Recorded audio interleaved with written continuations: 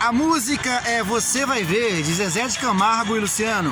O ano era de 1994, um grande sucesso que revelaria mais uma vez a dupla para todo o Brasil. Vamos escutar um pouquinho? Uma canção que nos convida a cantar, né? Mas ninguém vai te dar o que eu te dei. Essa canção, gravada aí primeiramente pela cantora Jaine, que também fez um grande sucesso, foi também gravada aí por Milionário e José Rico.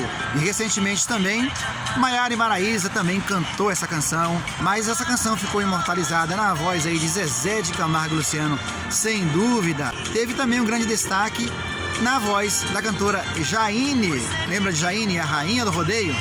Pois é, com ela também. E até hoje toca em todos os corações do nosso Brasil. Com quem essa canção te traz mais lembrança, te traz alguma recordação? Coloque aqui nos comentários. Eu quero saber de você, de quem você lembra ouvindo essa canção. Comente aqui nos comentários. Leandro e Leonardo, Chuva de Lágrimas. Você lembra dessa voz e dessa canção?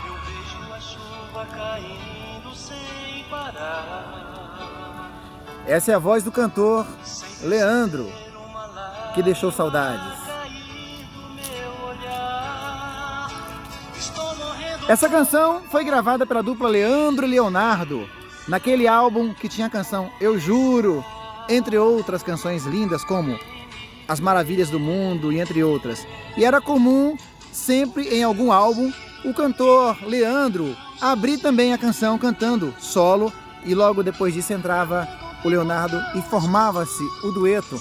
Você lembra dessa canção? Tem alguma recordação que te faz voltar para esse tempo? Olha, ela linda, né?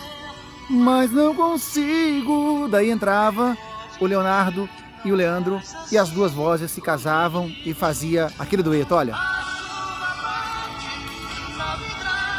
Tá vendo? Lindos momentos e lindos tempos, né? Compartilhe aqui com a gente se você tem lembrança dessa música, se você recorda desse tempo e dessas histórias. Compartilhe aqui com a gente momentos da vida que eu também quero saber.